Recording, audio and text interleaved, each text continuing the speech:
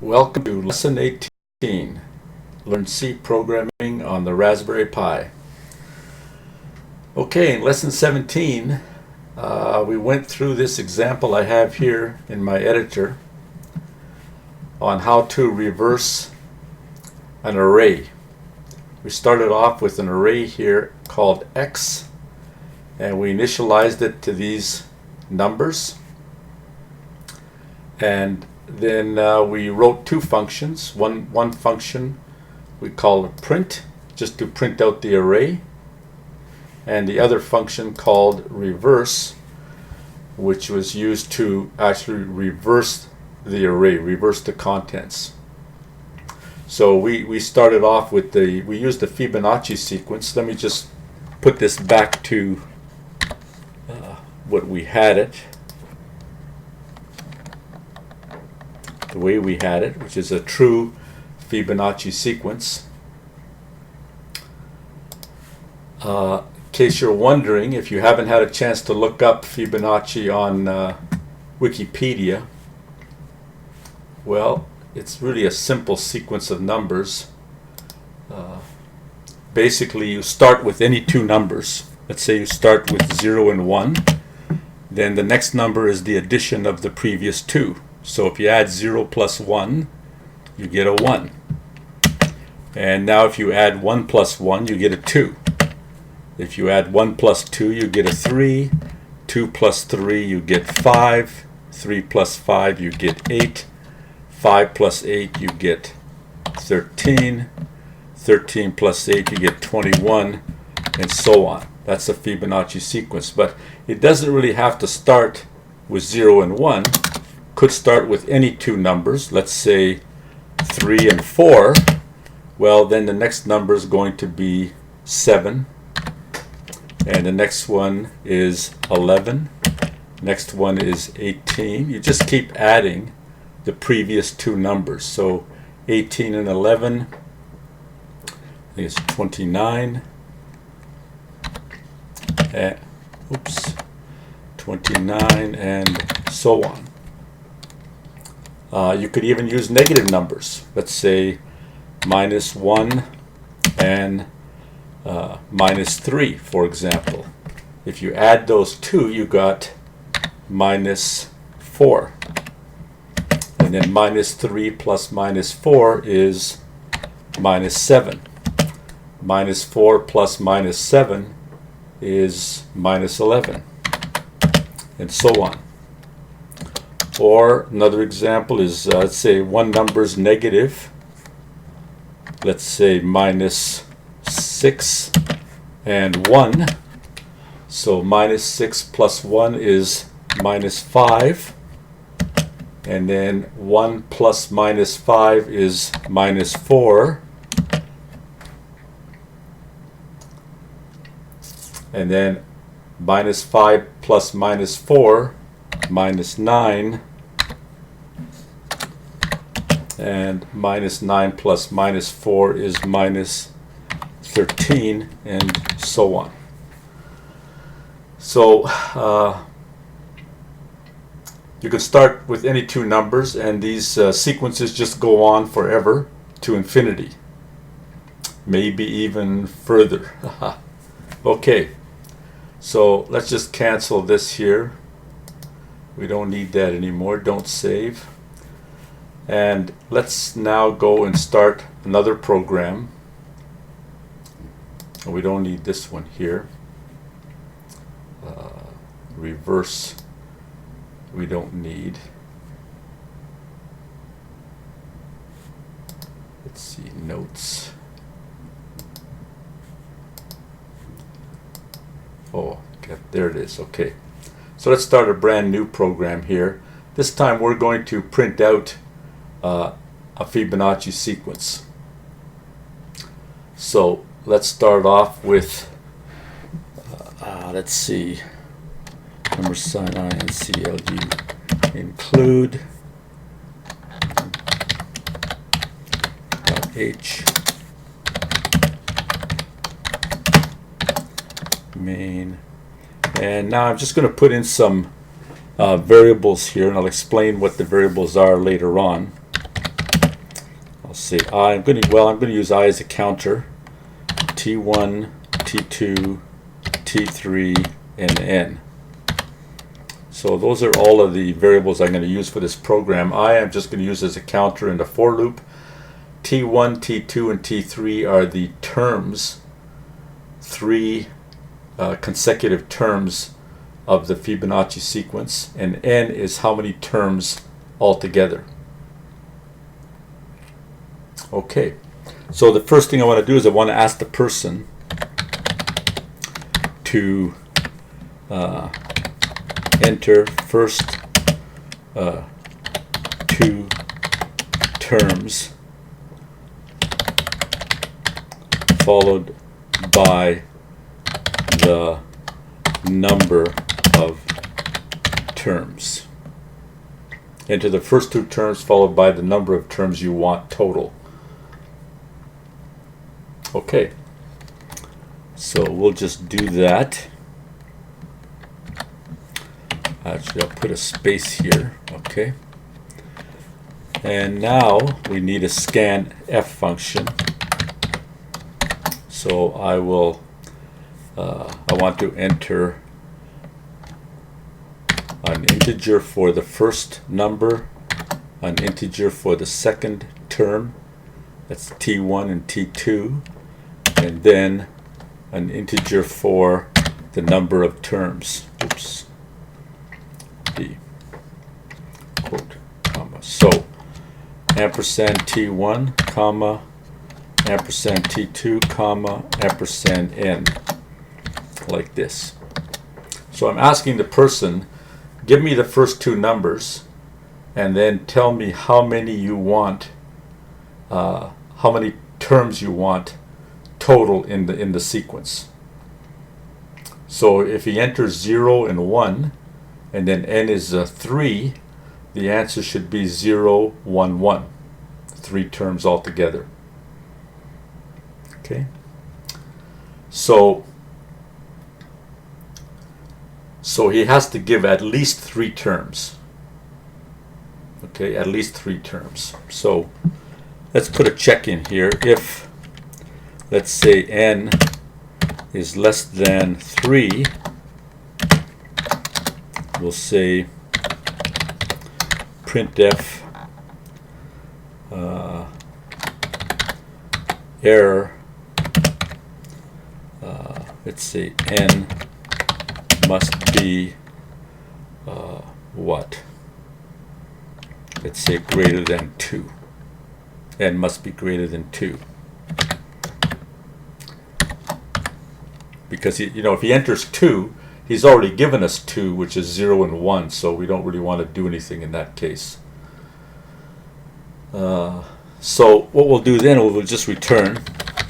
And this time, instead of returning 0, I'll return a 1. And I'll explain that when I finish writing this program. So if he enters a number less than 3, we're just going to say, sorry, we would rather have it greater than 2. So we're just going to return, so the program is going to be over. It's going to end right there. But if it doesn't, what we'll do is we'll print the first 2 terms.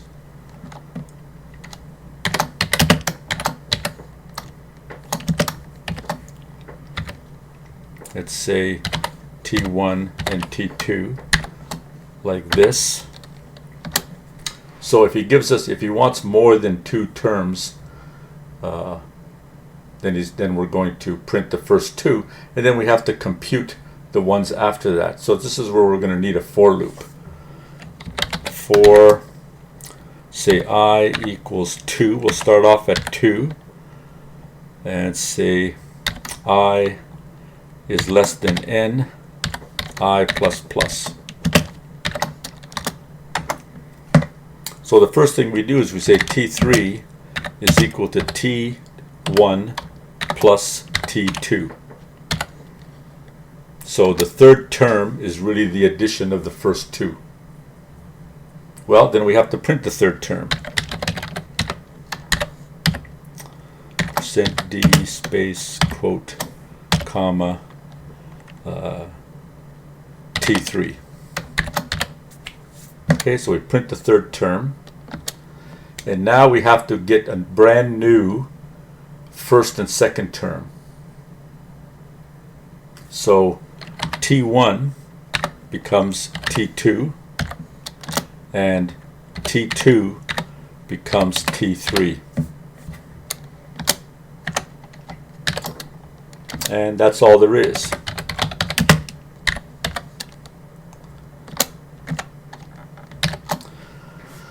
So let's save this guy as in lesson 18. Let's see, file, save as.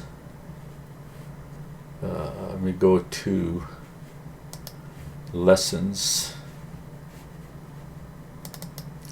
and lesson 18, and I'll just call this fib.c for Fibonacci. Okay, so before we run it, let's just go over it again. I asked the user, please enter the first two terms followed by the number of terms. So that's going to be T1, T2, and N. Now if he enters less than 3 terms, I'm just going to say sorry. I'm not going to do a small one like that, so I'm going to error out with error code 1 or return value of 1. In C programming, when you return 0, that's an indication that the program was successful. This is very important, so I'll say it again. A return of 0 is an indication that the program was successful. A return of non-zero, in other words, if you return some number that's greater than 0, that indicates some kind of error condition happened and the program was not successful. And this is standard for all of C coding since day 1. Okay, so you can make up these numbers yourself, 1 or 2 or 3. For any errors that your program might encounter, you can select which numbers you want to use. But keep in mind that 0 means success. So that's the only one that's been kind of predefined. Okay, so let's compile this guy. Oops, I better go to that directory. 18, and there's our program.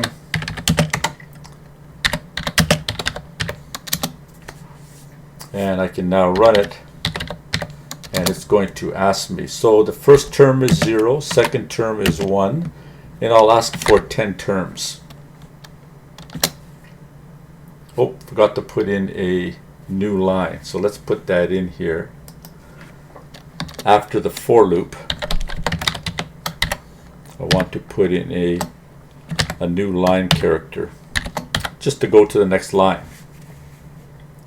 Otherwise, you see it ends up being the prompt comes back on the same line as my answer, which I don't want. So I'll compile again, and then I'll run it. Okay, the first term is 0, second term is 1, and I want 10 altogether, and there they are. 0, 1, 1. So there should be 10 of them here. 1, 2, 3, 4, 5, 6, 7, 8, 9, 10. Now if I wanted more, I could start with 0 and 1, and I could say I want 20. And that gives me 20. You can do the arithmetic yourself. 55 plus 89 should give us 144. And 144 plus 89 should give us 233, and so on. So you notice the numbers get bigger and bigger and bigger. Okay. Now, one interesting thing about these numbers is that, well, first of all, before we get into that, let's take a look at this return value. Let's run this guy again, and this time the number must be greater than 2. I'll just put in 2. Oops, 2, 2, and it says error, n must be greater than 2. So if I say echo $? This is a Linux command that I'm asking what the error code was, or the return value of the previous program. And you see it's a 1. So you know what I'm going to do? What I'll do is I'll write that in our notes here. C language terms, as I'll write it down as exit code. 0 means program was successful. Okay, and if I go here, say greater than 0 means program was unsuccessful. We'll just save that guy here. So going back to our program, you can see how we got that error code 1, because the program was not successful. So if I was to go, let's run it again, but this time let's make it successful. If I say, let's start off with different numbers. Let's start off with a 2 and a 5, and we want 10 terms. You see, we start off with a 2 and a 5. We add them, we get a 7. We add 5 and 7, we get a 12. We add 7 and 12, we get 19, and so on. So see, this was successful. And if I use the bash echo command to look at the exit code, you'll see that it will be a 0, which means the program that just ran was successful. Whereas if I do it again, and I say the first one, let's say, is a 2 and a 5, but I only want 2 terms, it says that's an error and must be greater than 2. And then I look at the error code, or the exit code, and it's a 1. So that's an indication that the program was not successful. Okay.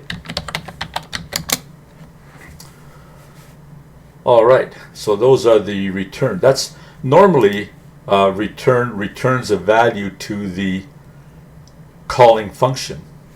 But in this case here, these return statements here return this value to Linux, the operating system, because it's the operating system that actually invokes main.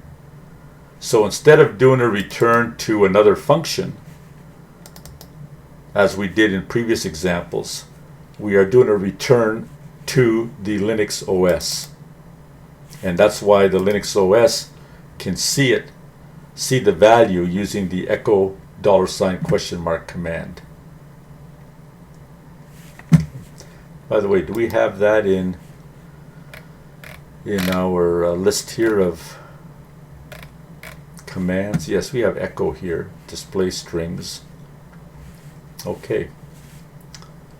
Okay, one more thing here. This is going to be a pretty short lesson, but well worth it. What I want to do is, at the very end of the program, or at the end after I printed out all the numbers, I want to printf, quote, the golden RATIO is %f/n, quote, comma, T1/T2. So what I'd like to do here is the last values of T1 and T2, I want to print out their ratio. And that's called the golden ratio. If you look that term up on Wikipedia, the golden ratio, you'll see what it means. But anyway, all we're doing is we're dividing the last number. So if I go here and I say I run that fib again, let's say I say 0, 1, and I want 10 terms. If I take the last two guys, 21 divided by 34. So let's do that with BC. I'll say scale equals, say, 5. I want 5 decimal points. And I'll say 21 slash, what was the last one there? 34. So there is the ratio in this example. So let's see what happens. We save this guy. Remember, to get out of BC, it's Control D. Okay, so let's recompile. Where are we here? And now I'll say /FIB, 0 space 1 space 10, and you notice here the golden ratio is 0. Well, we divided 21 by 34 and we got 0. Well, you should know what's wrong. What's wrong is that T1 and T2 are integers. So 21 divided by 34 is 0 point something, but it's just truncated to 0. Well, we can fix that with an important feature of the C language, which is called casting. What I'm going to do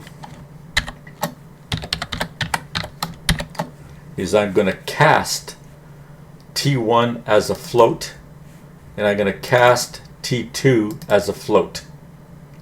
So I'm basically changing their types kind of on the fly. In actual fact, I'm not really changing the type of T1. I'm really making a new value right here. It's a temporary value that's a float of T1. Okay, so let's compile this guy again. And now I'll run it again, and I'll say 0, 1, 10, and you see my golden ratio 617,647, so it's just very close to what we have here. In fact, if I run it again, let's try with other terms, 0, 1, and let's try 20 terms.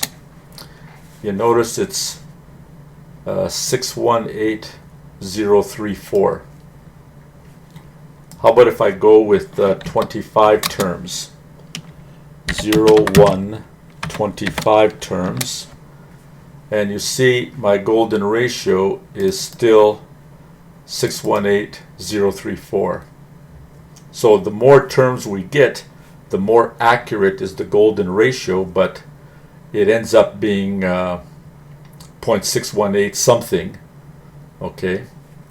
And I won't explain what it means because I want you to look it up on Wikipedia. Look that up on Wikipedia, and you'll learn a lot about Fibonacci and his work, and you might even learn how the Parthenon height to width ratio is, or you might learn about sunflowers, or you might learn about rabbits and how they populate. So the golden ratio applies to lots of things, and Fibonacci applies to lots of things. So enjoy that. And I think what we'll do for lesson 19 is I want to get back to working with the GPIO ports on the Pi.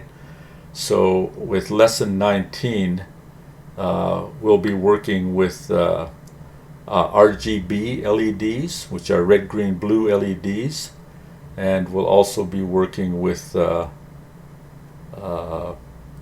probably making an LED vary in intensity, something like that. Meanwhile, let me go back to notes and let me add this very important term here, which I want you to check out. Casting. What is a cast in C? How do you do a cast? What's the purpose of a cast in C? Okay, so I've given you an example here I cast T1 as a float. I've casted T2 as a float, just so I could do that division without losing any information. Okay, so that's looks like it's a short lesson. We're stopping lesson 18 now, and I'll see you for lesson 19 in a little while.